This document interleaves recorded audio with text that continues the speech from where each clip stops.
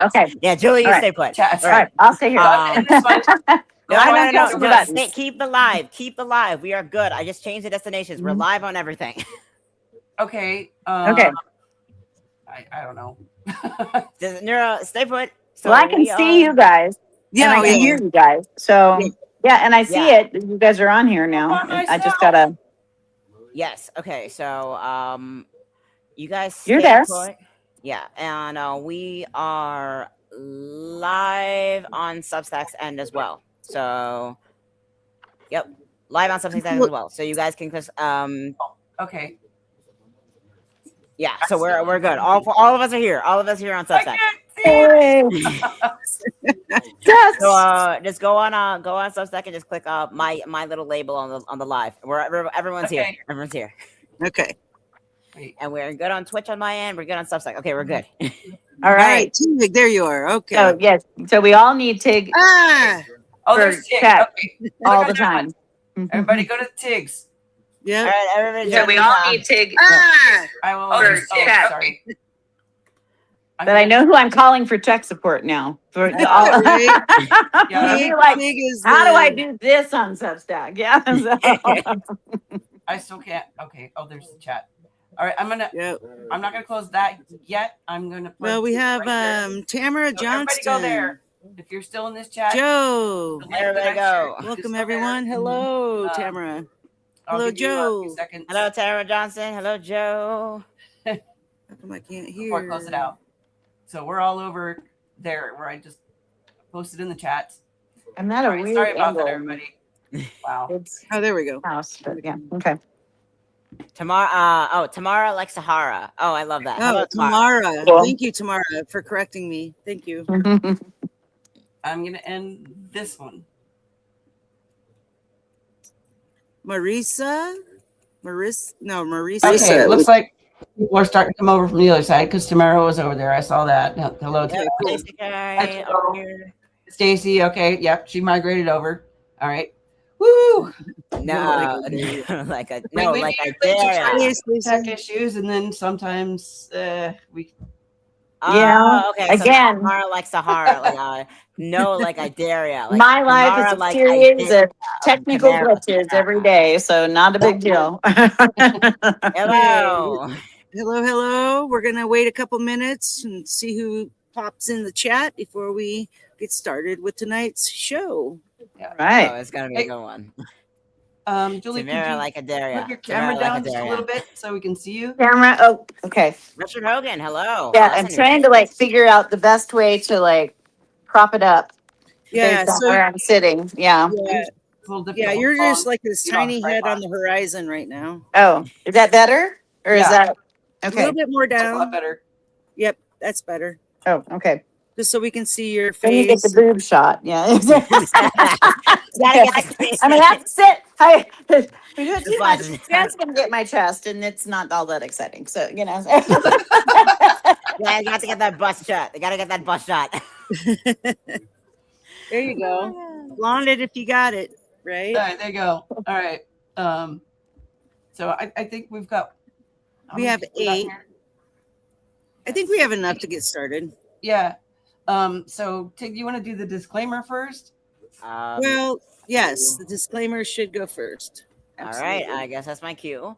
Yep. Hello, everyone. Welcome to Mindhaven. Mindhaven is a safe space and weekly podcast for discussing mental health topics and stories about mental health conditions from those with lived experience.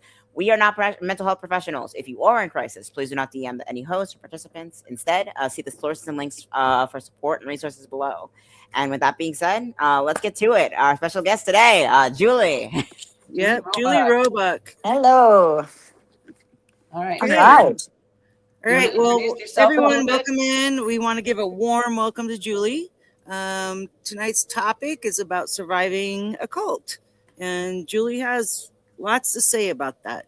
So, go ahead and take the floor. All right. Well, thanks, guys, for having me. This is my very first Substack live at least for me, being live. So I'm happy to be breaking that ice with you guys. So that's awesome. We're happy to have you. Yeah.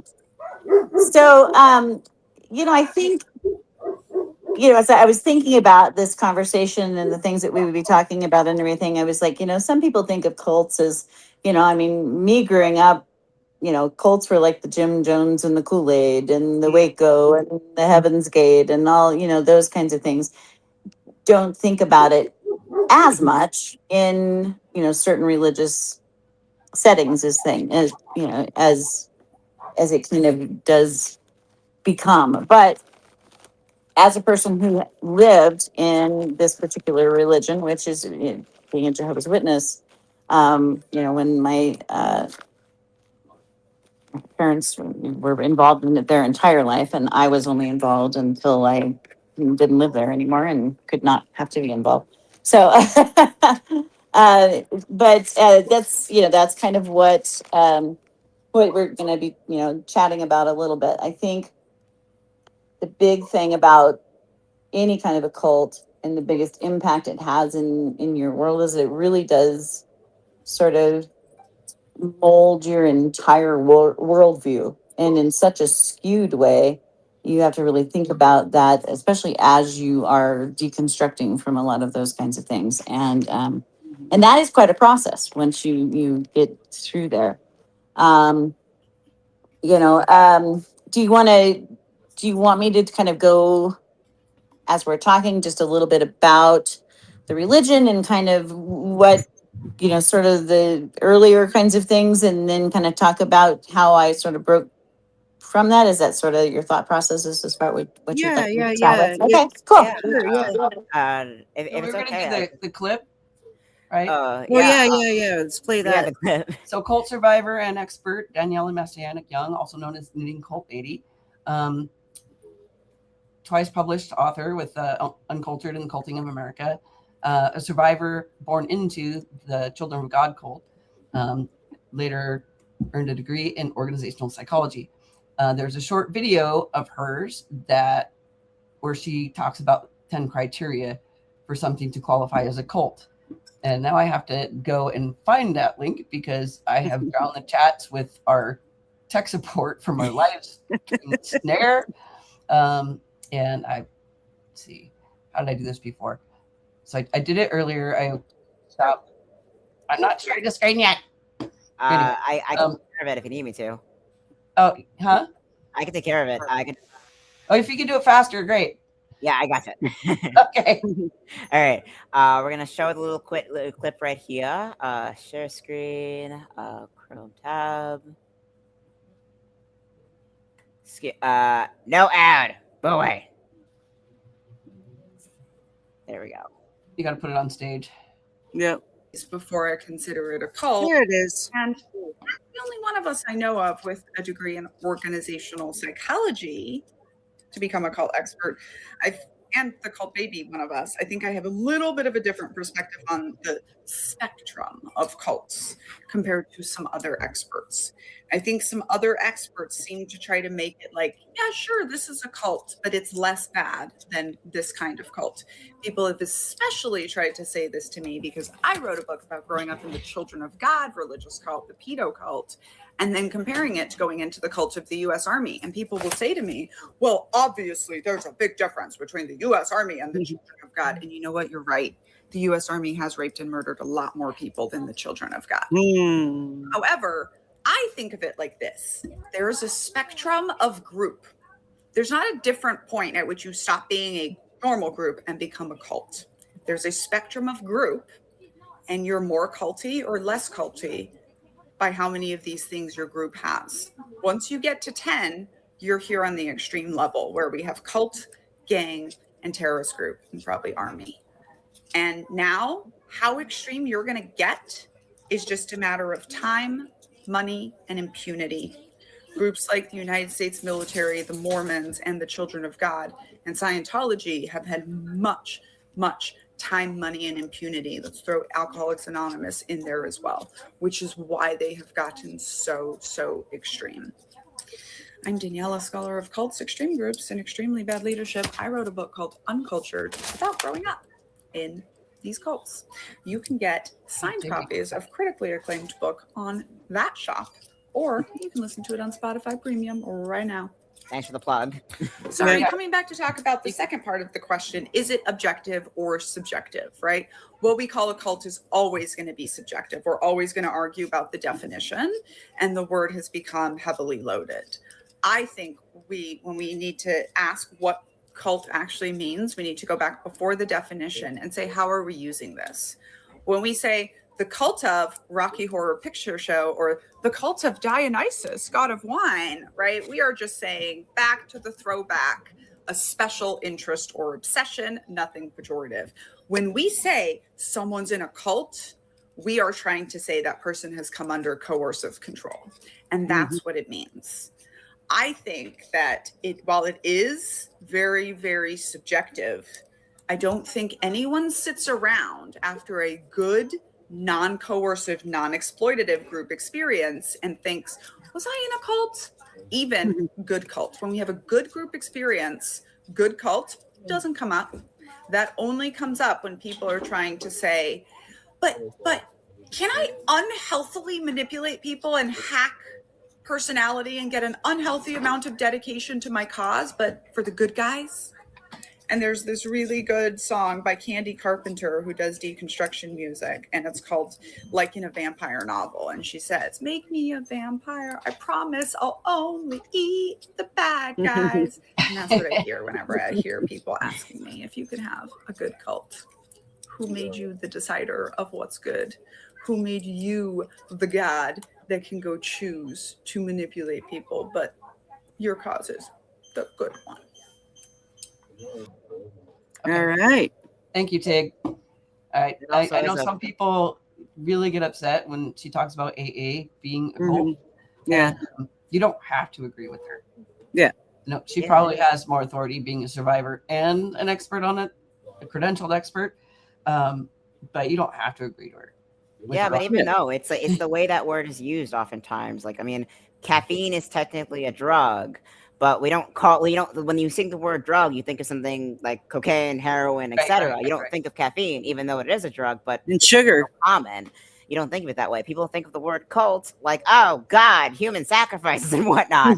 But it still In applies. this particular video, she doesn't bring up Jehovah's Witness, but I've watched several of her videos, and I've read Uncultured. I haven't gotten around to Culting of America yet, and she has referenced Jehovah's Witness. And I've known some people are Jehovah's Witness, and I would agree that that's definitely a cult. Yep. Anyways, we should give Anyway, the spot back to Julie. Yep.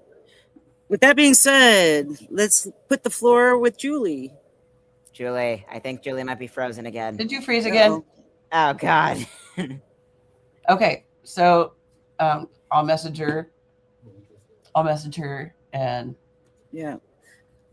Sorry, guys. We've been having a lot of tech issues this evening, but we're trying to work through it. So thanks for being here and sticking it out.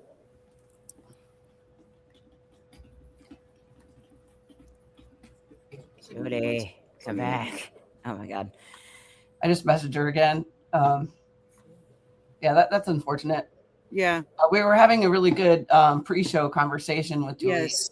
Although I had to miss part of that because I had bodily functions to take care of. Good to see you too, Kimmy. Oh my God. Oh, here. Tamara says something here. Someone once advised me to just give my kid a Coke because I was dealing with whether or not I believed that he was really ADD. And I was really questioning whether to give him medication, and then respond to that. I asked, isn't that still drugging my kid? Oh, Yeah. Hey, Julie. Julie's back. Julie back? Okay. Hold on. No, wait. I don't know You got yet. stage? Wait. No, Still frozen. still frozen. Yay. What a day. Oh, I just heard another ad. So. Where did I leave off, or where did I freeze? Oh yeah, there we go. Okay. Like before you even really started talking. So Oh, okay. Yeah. So the So floor I is just yours. was going all over the place. Okay, all right. Well, maybe the second time it comes out of my mouth, it'll be a little more coherent. Who knows? Okay. Hey, so we have our guests back. Hey, Lisa Joy and Keith. Thanks for joining us. Now that we have Julie back on stage, we'll let her get going with the convo. Okay. Well, I'm not sure where I started, but I grew up in a a time when my version of a cult, or what I thought was a cult, was sort of the Jim Jones and the Kool-Aid crowd.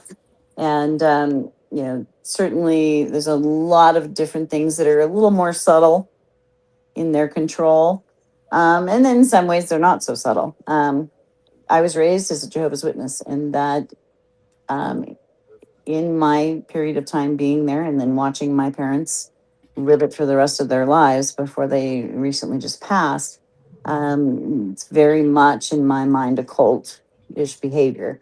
They weren't asking anybody to drink the Kool-Aid, but they certainly were very much um, into the piece that said, if you do not believe, or if you are not a part of all of this, and you don't have this belief, then you are not loved. You are not a part of, you are not going to be the person who's going to live forever in this paradise earth, that whatever their concept of what all that was going to be. Um, their theology is very different than a lot of religions, in the sense that there's no Trinity.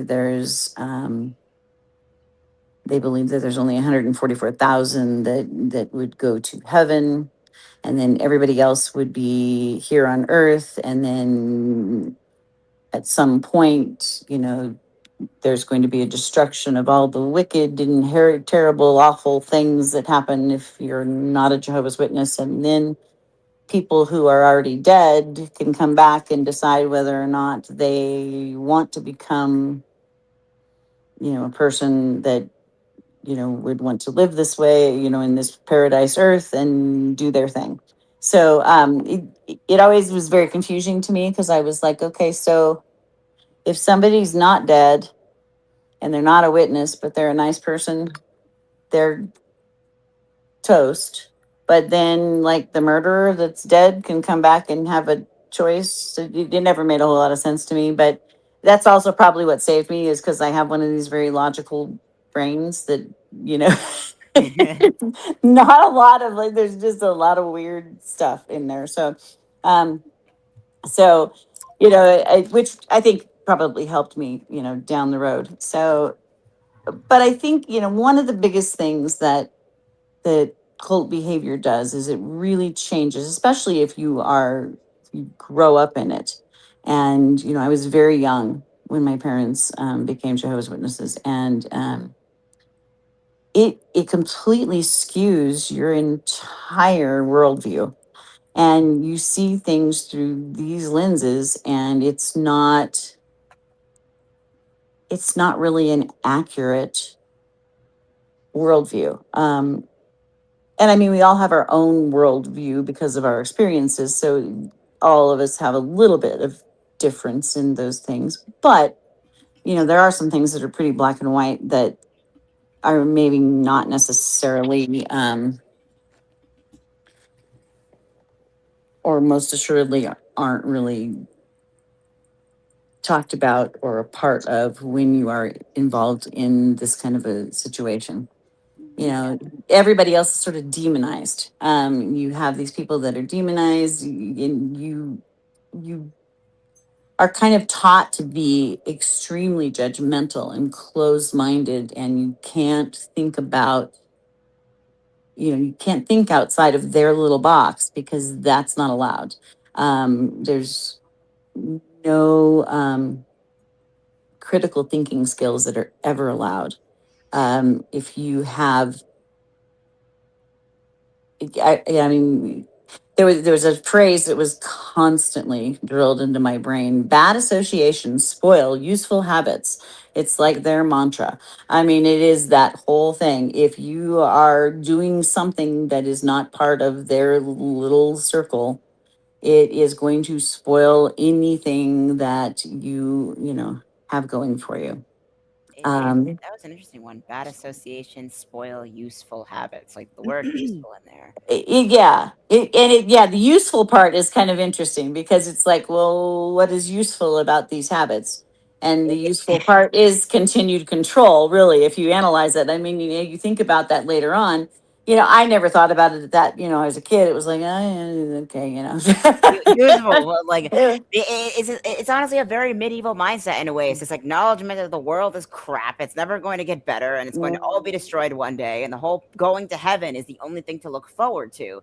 So Yep. this useful habit is basically just, oh, if you work and do your dues, then you'll finally be able to rest and have the paradise you were promised. Right. Except that the paradise wasn't in heaven unless you were part of the 144,000 and all the millions of people that have been alive. I'm like, well, how does one choose? And then I'm like, okay, well, how am I in Denver? And I know four people that are part of these like 144,000. And if this whole thing has been a thing for as many, for as long as it's been, wouldn't the 144,000 have already been picked like a bazillion years ago? I mean, when all of this started, again, my logical brain like mold these things around. I learned very young not to express those logical thoughts, because then, you were again, you don't question. This is God's opinion. And my mother was an ultimate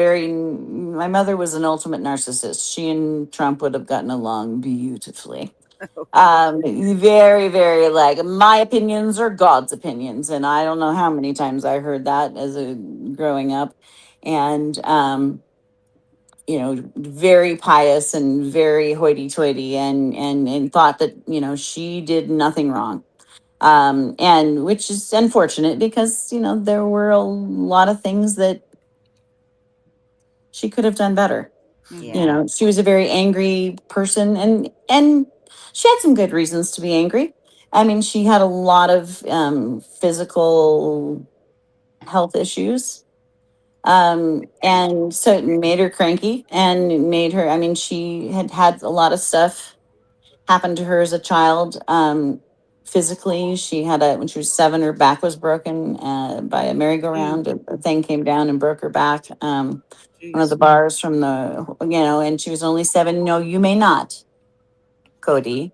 No, no, no, no.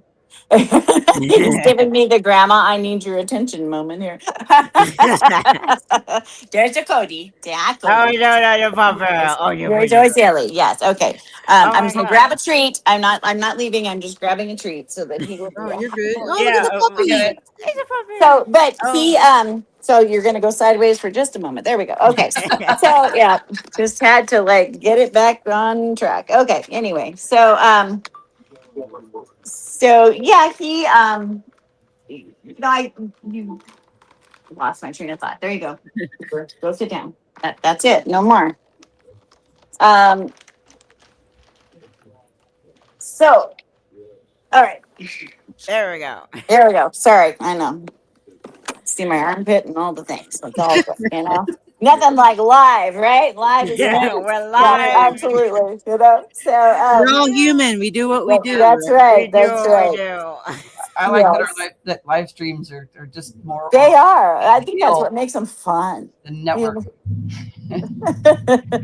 Oh my god. Yeah. But Yeah. honestly, like the very like idea is like, oh, this is my word. And you said your mother was in Jehovah's Witness for her entire life. No, she actually grew up in a Methodist church, which is Oh. kind of pretty chill as far as, in the grand scheme of things. So, as far as most, Ah. Yeah. religions, I guess, are concerned, not every Methodist church, but I mean, they're pretty general, I guess. Um, and so my grandmother, who all talk, and my grandmother and I, on more than one occasion, I had said to her, "Are you sure that she was not, switched at birth because you are so nothing like this, woman that you raised?" And she's like, "No, it was a home birth, Julie. I'm pretty sure we were." I'm They pretty. didn't take her, they didn't switch her, So, Oh my but god. I, I mean, so my mom was a polio survivor. She was a person who was, she had her back broken in 1935, and had to wear a steel brace. She was angry. She was, but I think part of that, she became very narcissistic because it always had to be about her. And she always had the better story. She always had the better um, problem, bigger issue. And so, but she was also very, very controlling. And she And so, found a religion that justified her suffering. yes, and get this whole, when you have this kind of a religion too, I think they really pull in, you look at the white Christian nationalist movements and they pull in these narcissistic personalities. You know, I will say Jehovah's Witnesses, there are people who are racist that are Jehovah's Witnesses, but it is not part of the doctrine, or that part is not anything that was ever put forth. So I will say that at least if there's a positive, that could be one of the things that definitely was a Yeah. positive.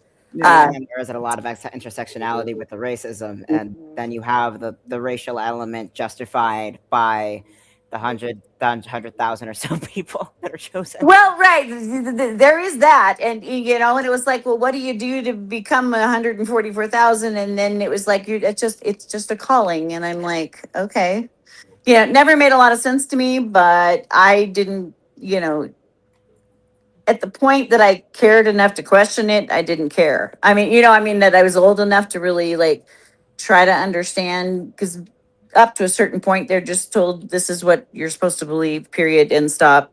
Don't ask questions. Don't ask. This is it. You just read this book and read this book and read this book. And you can't read anything else. I was a really big reader. I loved to read, but I would sneak books in to read, you know, um, and then just like, kind of read whenever I was able to sort of, sneak away and get an opportunity to read something that was, something a little bit more worldly, if you will. And to a point, that was okay. If unless it had something that really specifically went against any kind of philosophies they had. Um, I remember when Good Boy Code. Yes, there's a good boy. Yeah, my good boy. Um, when the book "Are You There, God? It's Me, Margaret" came out, Oh yeah. and I think I was pretty young, but old enough to read it, and I was like, oh, all my friends are reading this, I'll check it out, and they found it when I had checked it out and took it back to the school and threw this big fit about how it was in the library and all the things, and the librarian loved me, so she was like, yeah, your mother brought this back. She's like, um, anytime you want to come in and just read it, we'll just leave it back here for you to read it, and you can read it whenever, and you don't have to take it home. So I was fortunate to have people in my world that allowed me to consume information. And it really wasn't anything that would have changed a doctrine. It was just about people having questions Yeah. and being Yeah, able to ask them, and so, but again, that was not critical thinking, is not something that you're allowed to do. And there's isolation is a major weapon against that. isolation is a big weapon, and they isolate you in a lot of different kinds of ways. The social aspect, you can't associate with other people.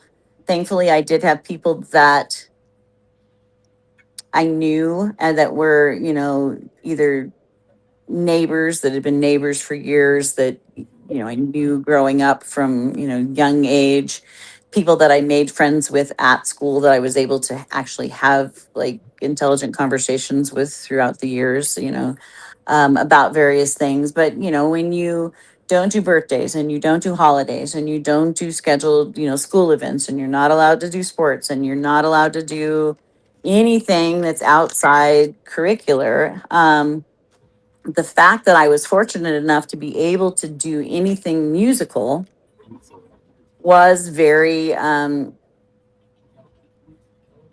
was definitely a bonus for me, although my music was very controlled.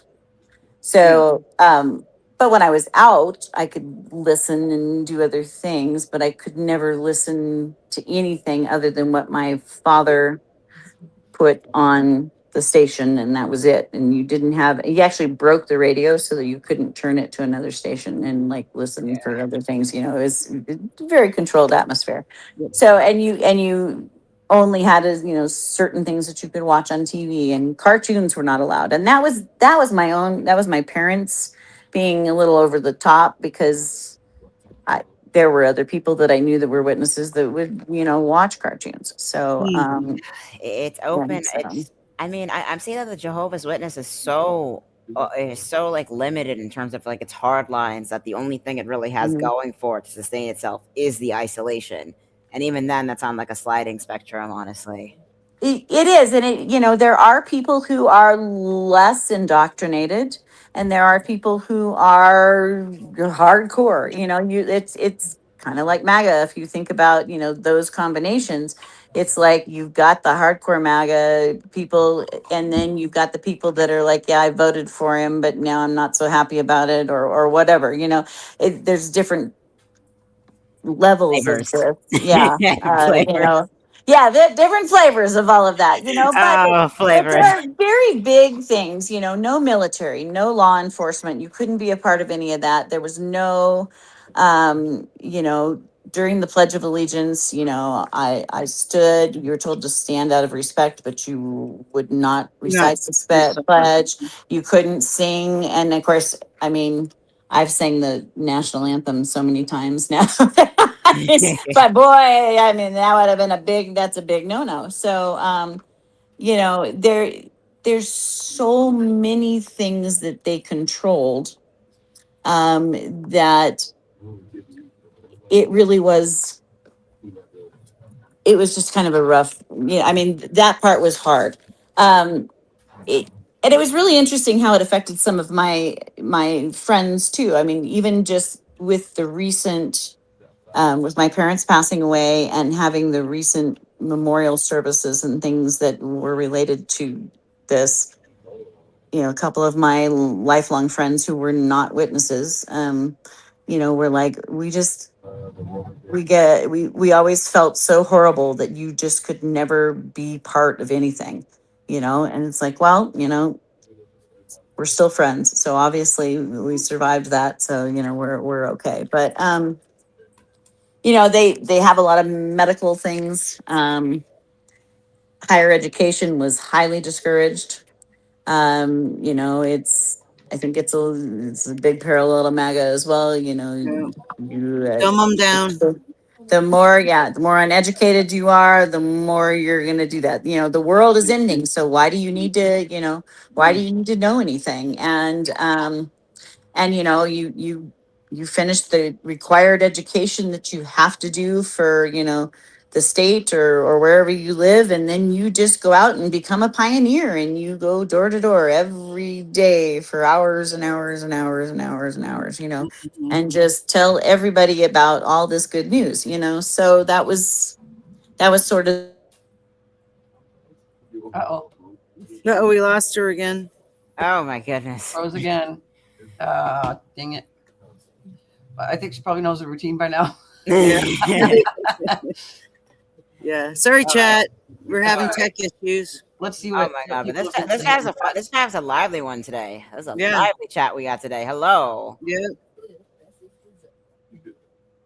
Yeah, I posted that, right? I think isolation is the number one component required for a cult to emerge, and I think Oh, COVID yeah. brought the very conditions that Trump needed to overwhelm so many, because we were all isolated up to 3 years with only our phones. Yes. Yeah, Yeah. and Yeah. a lot of this Good. like Nicely stated, Tamara.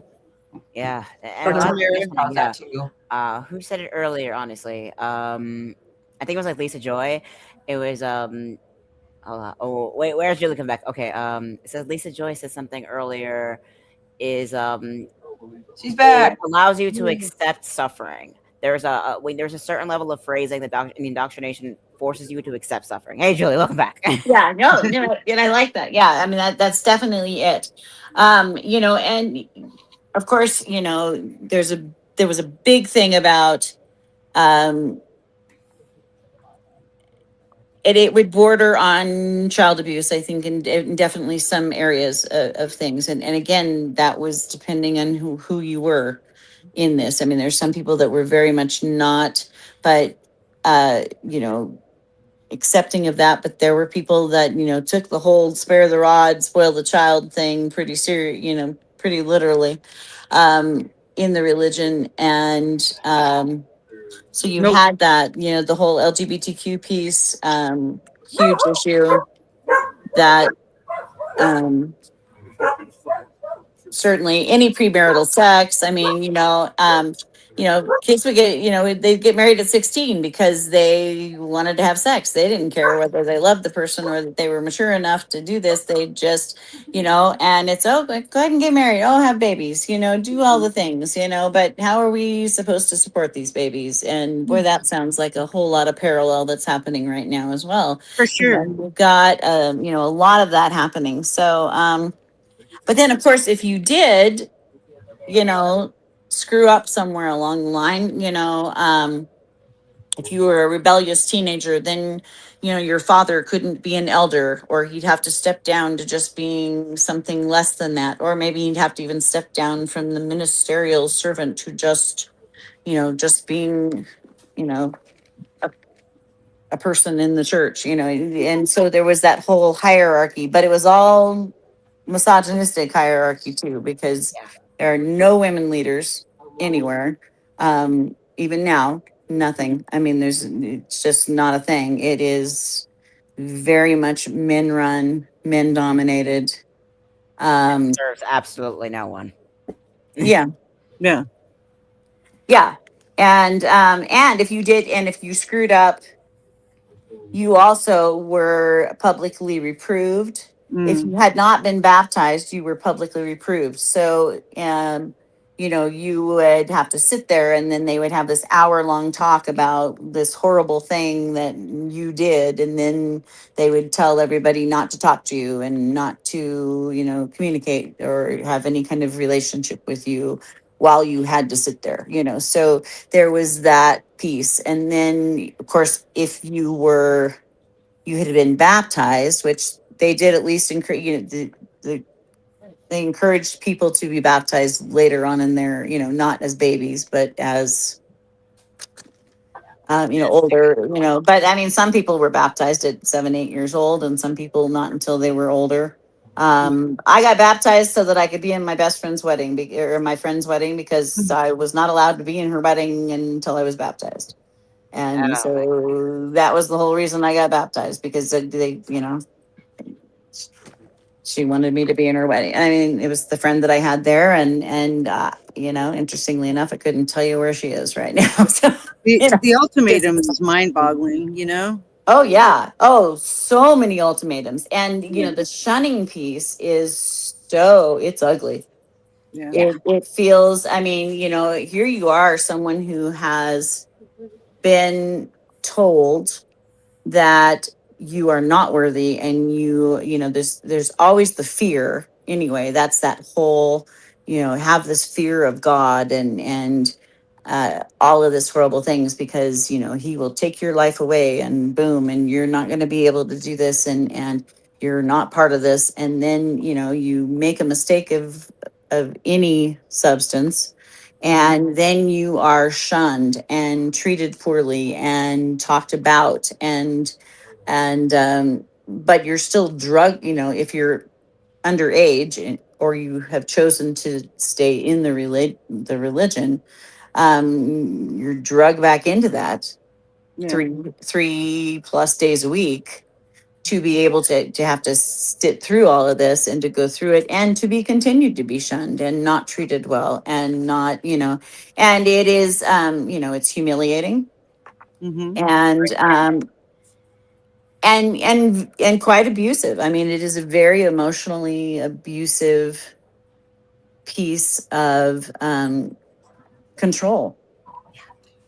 And Oh, yes, sorry. go ahead. I don't want to cut you off or anything. Oh no, please ask questions, because I'm just kind of rambling until, I mean, and I'm trying to, like, sort of I made like 10 pages of notes, but I'm just going to ramble until you guys tell me not to. So, Yeah, no, I just felt like it was important to clarify because, like, the word ultimatum was used a lot on me when I was establishing boundaries with abusers, mhm. and so I think it's important that people understand the difference between boundaries and ultimatums. Um, Yeah. Somebody who's not going through brain fog could maybe explain that. I got it. Thanks, Dave. Go for it. Ultimatums is like the way I see it is that there's two different kinds of consequences. One is that like you have a boundary. It's like, okay, if you do this, then I will do this. An ultimatum is like, okay, if you do this, I will do this to you. Yeah. 100%. And that is what it is. It was all about guilt and shame and guilt and shame and guilt Punishment. and It's shame and punishment and punishment punishment. and people are like, yes, but that's God, punishing child just like you're supposed to, I'm like, okay, you want me. And again, this is where my logical brain would, like, even as a kid, would go, okay, you're telling me that God is supposed to be this loving, wonderful thing. But then you're telling me that he's going to kill me if I have this other thought, and then if I screw up, that I'm not worthy of his love. And so then it never made a lot of sense. And I think that's probably what saved me in the long run, Yes. because it just never made a lot of sense. But when you're in the midst of all of that and you're being treated that way, and you have a narcissist for a mother who thinks that it's really all about her, because I have ruined her, and I have embarrassed her, and I have destroyed her reputation, and it doesn't matter, then you get all of those little pieces in there too. And so, Oh we had my a little god. bit of double whammies going on in that particular piece there. But Yeah, the chaos is the point. The lack of yeah. the lack of stability, the lack of emotional safety and stability is the Hmm. whole damn point. Hmm. Because Yeah. the moment you land somewhere, then you turn around and see, I don't have to deal with this. The moment you Mhm. find safety, you see that it is not safe. So Yeah. you book it. Yeah, and it's so amazing to watch people just completely walk away from their family. I mean, and not speak to them. They can live in the same house and not. I mean, my father didn't speak to me for a year and a half. Because the chaos is Not addictive. one word to me. Yeah. And I lived in the same house as he did. I mean, it was just, and this was what he thought he needed to do, because that was part of the discipline and the whole nine yards. And then he was shocked that I didn't want to be there anymore. I'm like, gee, Mm. you think, I mean, Right. uh, It's like, what do you mean? It's like when you're in it, you don't realize that the rest of the world sees it for what it is, and that kind of Mhm. chaos is a bit addictive. It's a lot like an abusive relationship. It's It is a totally lot. like an abusive relationship. It is Yeah, a it lot like is an abusive relationship. 1,000,000%. Yeah, Yeah, I absolutely. mean, the source of Mhm. comfort and the source of community is a very thing that gives you pain, suffering, shame, and punishment. Right. But it also keeps you there because it's the only source of community you've ever known or had. So there's a comfort there in the midst of the uncomfortable, because it's all you know. Yeah. So if you're in something else all of a sudden, then you don't know how to respond to that, because it's totally different. So it can be, it's sort of this sort of cycle of You, spirally it gets insanity. deeper and Yeah. deeper. Yeah. Yeah, it You does. fight And it, I and think then that's, yeah. Yeah. you Yeah. try to fight it, it makes you feel worse. It's a withdrawal response. Simply Mhm. because. Yeah, and it keeps people sucked in because they're so afraid Mhm. of losing that. And then, and that makes it difficult. So, and when, of course, you start to believe it too, because if you are, 6 7 hours a week, just constantly hearing it, and as far as in the actual meetings, and then you're hearing it 24/7 during the day, and you're expected to regurgitate it, when you're seeing and saying and hearing and all the things, then it just becomes sort of this piece of you. And it's hard to let all of that go. I mean, sometimes you bury some of it, and sometimes there's big pieces you throw out, and then sometimes there's pieces that'll come up years later that you'll just be like, whoa, I didn't even remember how that made me feel until I just saw this, and now I can look at that and go, holy cow.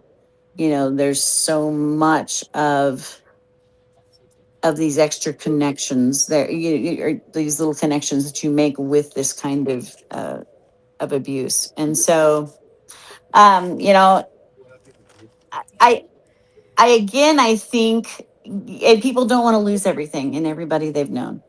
That's scary all in itself. I mean, even if you aren't part of a cult, if you have to pick up and go somewhere where you don't know anything or anyone and you're starting completely over, it's still scary. But if Yeah. you have nothing in your world, then that can be, Terrifying. just, yeah, it, I it mean, can. yeah, I mean, Yeah. like that kind of like early mentality, like early humans, when you're like, it's either stay in a village that is slowly killing you, or take your Mhm. chances in the woods. It takes a very special kind of human, a very special kind of Mhm. mental strength to take your chances with the woods and survive. Right. Yeah. And you just, yeah, yeah, it is. Yeah, it can be a little scary. I mean, it's all the whole thing is scary, but it's for you know, someone to say. and it's funny because I look at it now and I'm like, did I ever feel super? I mean, during all the shunning and all those things, you have that stick feeling in your stomach constantly, and you have the ugliness and things. But no, Cody, not right now. Mhm. You may wait. You don't get sassy with me either. No sassy pants. No sassy pants. No, Oh thank my you. god. He's adorable. Yes, you'll hear the sassy pants here in just a minute. Like, Yeah. no, you've been So bad. You just like yeah. snap his little pose. Yeah, I think So, Nero has something to say. go ahead. That'd be 5 minutes Oh yeah. Oh, is that it? for now. Yeah, Well, it went really we fast. did get a late Yeah, start. Wow. We did get a by a late lot of start, technical so we issues. can Gosh, I go. didn't even like talk about any of the how I got out of the crazy. Yeah. Yeah, well, We can do a part two. yeah, Yeah, sure. Chat, Yes. do you want to see a part two? I mean, Oh my god, I we want need to a see a part part two. two. yeah, we can do a part two. Okay. All right. Yeah. I mean, I'd be happy to do that because there's just so, I mean, Yeah, there's so much to talk about, Okay, there and we gotta so really get little is. time, Yeah. right? Such a critical there's issue so too. much. Yeah. And, just even, I mean, we talked kind of about what it is, but it Yeah. doesn't even Well, we know how it can do sets a you part up. Yeah. two and like really dive deep from here, Sure. right? Sure. So Absolutely. Yeah.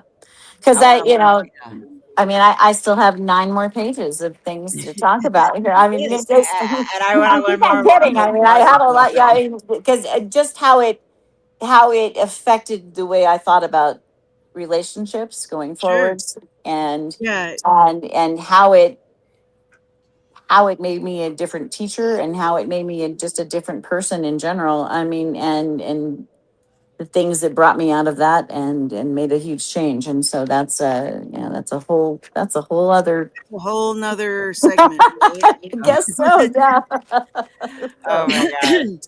All anyway, right. So, and I know this conversation is deep. I love it so much, and we're gonna have to get you back. And sure, absolutely. yeah. So we like to end the show with a moment of joy, something that has brought us joy. Yesterday, today, last year, whatever.